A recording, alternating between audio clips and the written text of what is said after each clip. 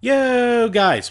Jim here from DrinkABeerandPlayAGame, and today I finish up my look at my ColecoVision collection. Starting off, we're going to look at Slither. Originally released to arcades in 1982, this was published by Coleco. In 1983, came out on a ColecoVision. This is one of those games that specifically uses the roller controller. The gameplay's kind of a weird combination of Snake, asteroids, and, let's be honest, mostly Centipede. What you do is you move around the map killing snakes that break off into smaller snakes. And there's dinosaurs that will drop cactuses around to get in your way of your shots, or you can actually run into them as well. And there's also an aggressive dinosaur, I think it's like a pterodactyl, that tries to swoop in and kill you. Alright, now that I talk about it, it's pretty much a Centipede's ripoff. But you know what? That's not a bad thing. I love Centipede. And I guess the one difference in this game is the fact that you can shoot behind you. So one of the buttons shoots forwards, one shoots behind, and the rest of the time you're going all around with your trackball controller. And you know what? It plays really goddamn well. I mean, my trackball controller isn't in the best shape, but it still works well enough. And the shooting behind you mechanic comes in way more handy than you would expect. The maps in here can get filled up so quick. And it can actually get pretty goddamn tough, especially when you break a snake and it leaves a cactus for some reason. So it goes through this cycle of where it gets harder, then it goes back to kind of basic, and then it gets harder again. It's a nice little play on the normal Centipede formula, but you know what? It works and it works well. Sound-wise, it's okay. As far as the graphics go, it's pretty simple. And replayability-wise, I mean, it's like any other arcade game where you're trying to get the best score possible. So, there you go. Either way, I think this is a great game to have for your system. And you know what? I'm such a mark for Centipede-style games, I'd say this is worth going out and getting a trackball controller for. Trust me, it's a fun one.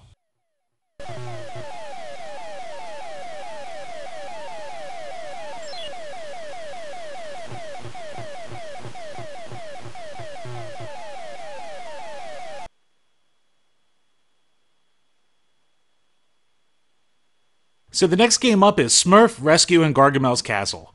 And I gotta be honest, when I was doing research for this video, I did a lot of looking around on these ColecoVision games, and this seems to be one that people really love. But I did not like it at all. So, yeah, I don't know if I'm wrong, or maybe it's just what people grew up with. So, what I did was, I went out, and I asked my buddy Travis from the HibikiTMD YouTube page, and I asked him, Travis, make a little video for me, talk about the Smurfs, let me know what it's like as someone who grew up with it. So, without further ado, here it is. Hey Jim, thanks for having me on your channel finally, man. Long time coming, and I'm really enjoying your ColecoVision retrospective. And you asked me to reach out and give my 2 cents on a ColecoVision game I had growing up, and it's definitely Smurf Rescue in Gargamel's Castle, or as I like to call it, the Smurfs. Released in 1982 for the ColecoVision, it also had a release on the Atari 2600. I can totally understand that in 1982, graphically, when you compare this to the Atari 2600, there's no comparison. The ColecoVision for a home console at the time was the beast, was the tits, was the best, was the way to go. History lessons aside, gameplay-wise, one of the most basic, primitive games you can imagine, but also one of the most frustrating.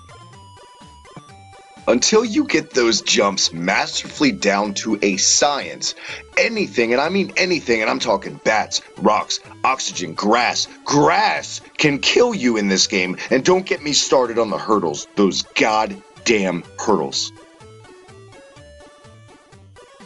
Another thing about this game that might throw the player off initially is how unneededly big your life bar is. It practically consumes the entire screen, but there's a reason. Your life bar depletes over time, so there's no reason to dilly-dally. You gotta get it done. You gotta get to that castle and get Smurfette. And that's basically it. That's Smurf Rescue in Gargamel's Castle. You move from left to right, you don't touch anything, and I mean anything, except you touch Smurfette. I know that sounds wrong actually now that I think about it, but you have to touch Smurfette to rescue her to win the game. Hey, Jim, thanks for having me on again, man. Love what you do with Brian. Keep up the tremendous work. As always, everyone can check me out on Twitter at the HibikiTMD. And as always, subscribe to HibikiTMD on YouTube and keep up the good work on the ColecoVision retrospective. Until next time, have a good one. Doll baby.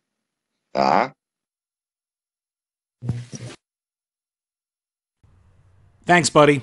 Once again, everyone, please go check out his channel. If you love video games, if you love wrestling, this guy puts out a ton of content, and he definitely needs more love than he's getting, so check him out. Link is below to his channel.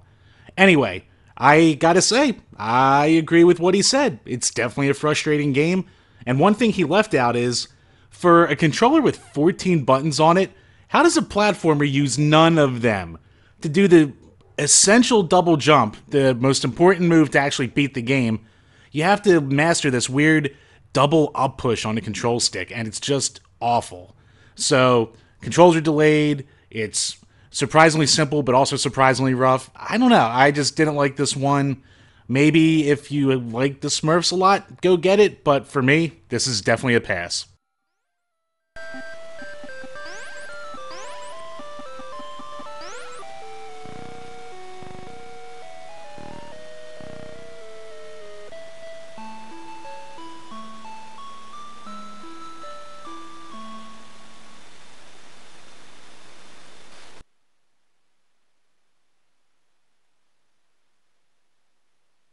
Next game up is going to be Subroc. Originally released to arcades in 1982, this was developed by Sega.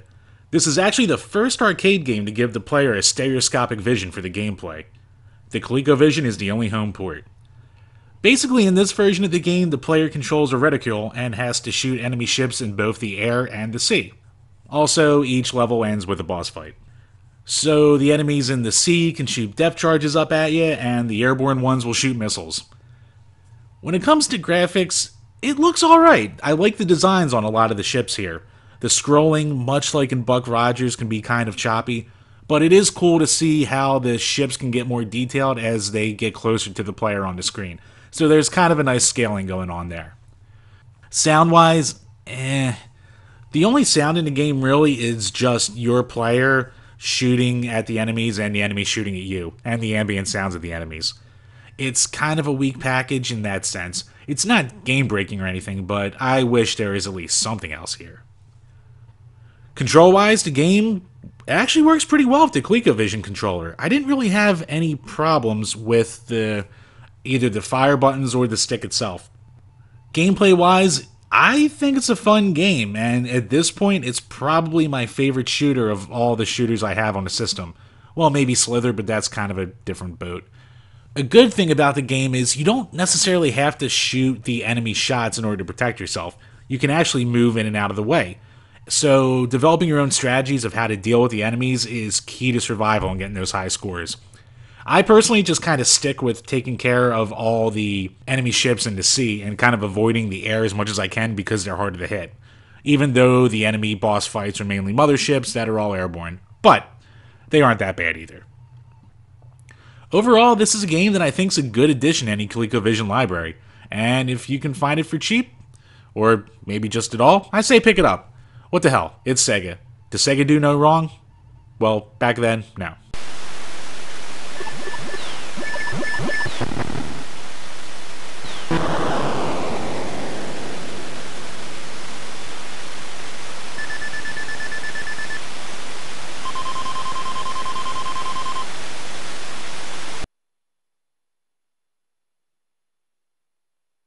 Next game, gonna be another shooter, and this time, it's Time Pilot.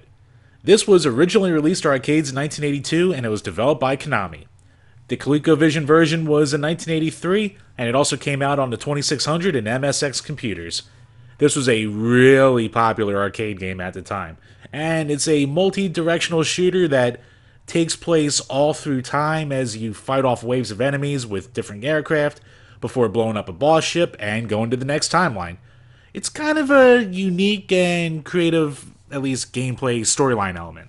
Graphically, the game's really simple. I mean, it doesn't look bad, don't get me wrong, and the ships between all the different levels definitely look different, but the designs of the ships themselves, yeah, it's on the simple side.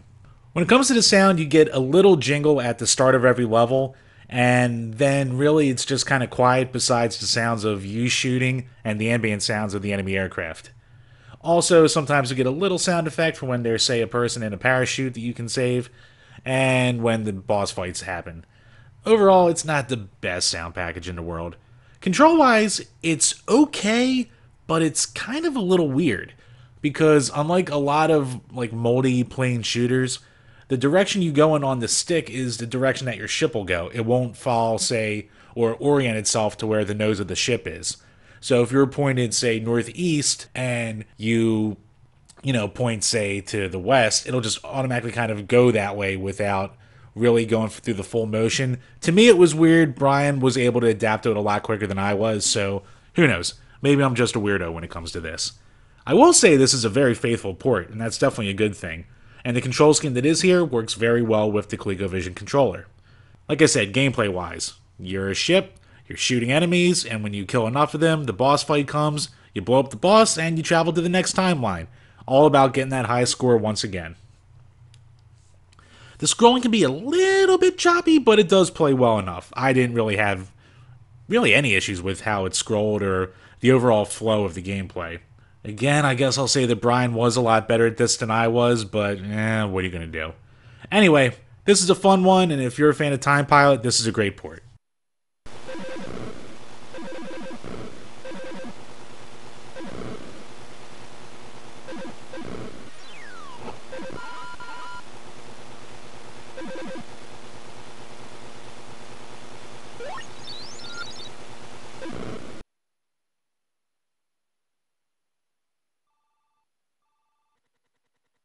Last game up is going to be War Games.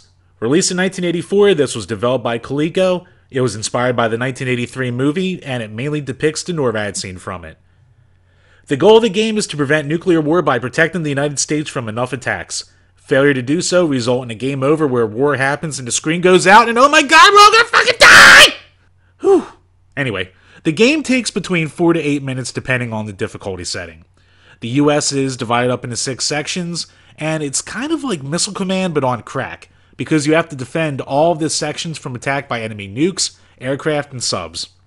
The player has missile batteries, subs, planes, and this satellite that cycles through the screens that can help attack you. The satellite's definitely the best weapon, but it's kind of the most unwieldy because of how random it flies.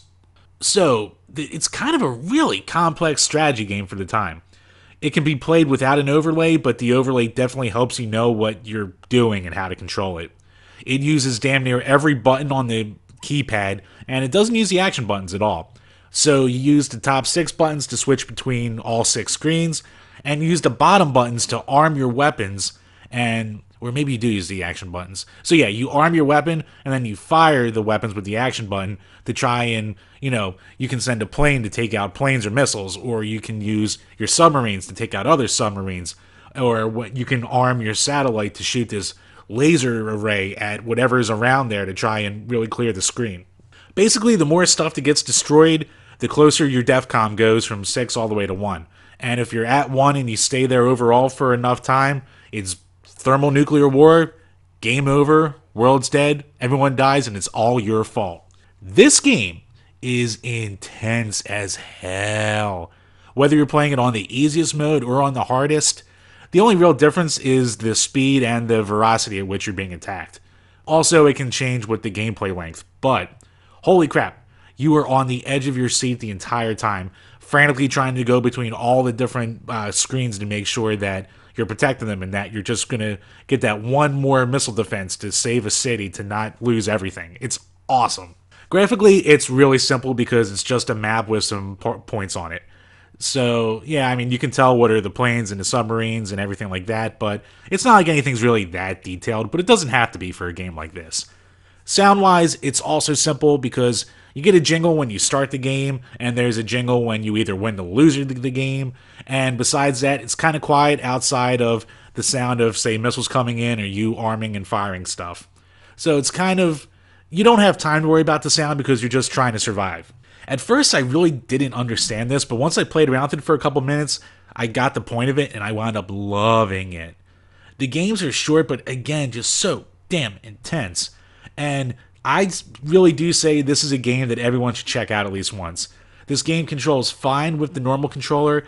I'm going to guess it plays well with the roller controller as well, but again, with my roller controller being a little messed up, it didn't play as nice with this game. So either way, you should be able to control it fine. If you have a perfectly working roller, I bet the game might be a little bit easier for you actually. But either way, it works fine. It's awesome.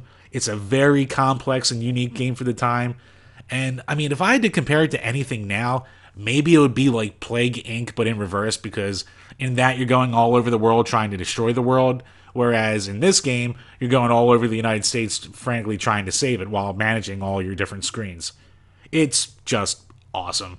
So if you've never played this one before, give it a shot, pop it in. It's one of the most unique games for the system, and it's a shame that it came after the North American market crash, because this, to me, is a game that people should be talking about more.